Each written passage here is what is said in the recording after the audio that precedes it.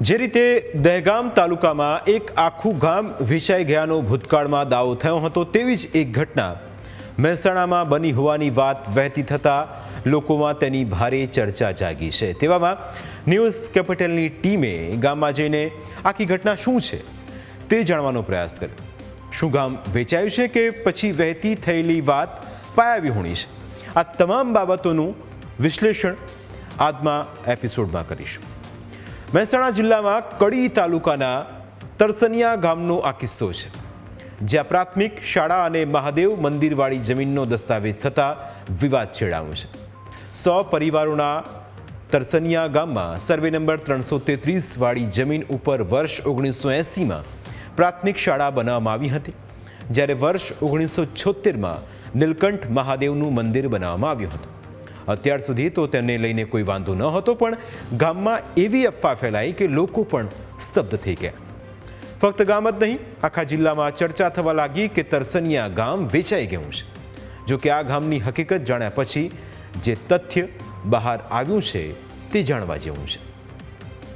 હકીકતમાં ખાનગી સર્વે નંબરવાળી જમીનના મૂળ માલિક બિરેન સૂર્યકાંત પટેલ હતા। જો કે વર્ષ 1976માં આ જમીન સરકાર હસ્તક થઈ ગઈ હતી, પણ તંત્રની ભૂલના કારણે કૃષિ પંચના હુકમની એન્ટ્રી નહોતી થઈ, જેના કારણે જમીન મૂળ માલિકના નામે બોલતી હતી। આ જમીન 10 ડિસેમ્બરના રોજ વેચાઈ ગઈ, જેનો નોંધ નંબર 6562 હતો અને દસ્તાવેજ નંબર 19753 હતો। આ જમીન વેચાણ થયા બાદ ગામના વતની પૂર્વ સાંસદ નટુજી ઠાકોર અને અન્ય ગ્રામજનોએ આખું ગામ વેચાઈ જવાનો આક્ષેપ કર્યો હતો।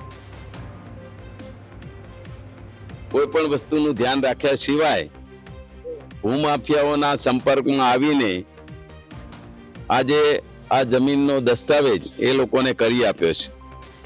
ખરેખર તો અધિકારીઓએ 7/12ના ઉતારા 52-53 થી જોઈ અને તપાસ કરી અને પછી ખરેખર દસ્તાવેજ કરવો જોઈએ। તો 52-53 થી ઉતારા જોયા સિવાય ઘણા આ લોકોએ દસ્તાવેજ કર્યો છે, એ ખરેખર ખોટો છે।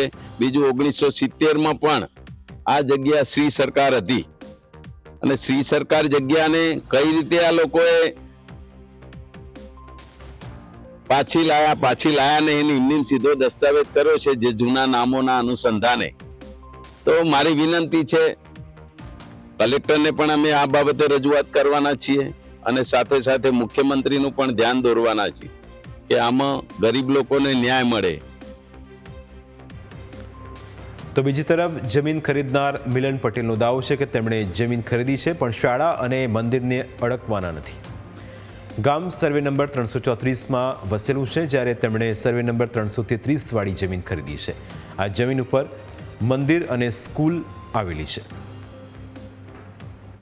અમે કોઈ ગામની જમીન કે ગામમાં એટલો સર્વે નંબર ખરીદ્યો જ નથી। એની બાજુનો 333 નંબર ખરીદ્યો છે કે જેમાં ખાલી એક સ્કૂલ છે અને એક મંદિર આવેલું છે, અને એ મંદિરને સ્કૂલને અમે અડવાના પણ નથી। એને જેમ તેમ યથાવત જ રાખીશું અને ભવિષ્યમાં એમાં જરૂર પડશે તો પૈસા બી ખર્ચવા તૈયાર છીએ।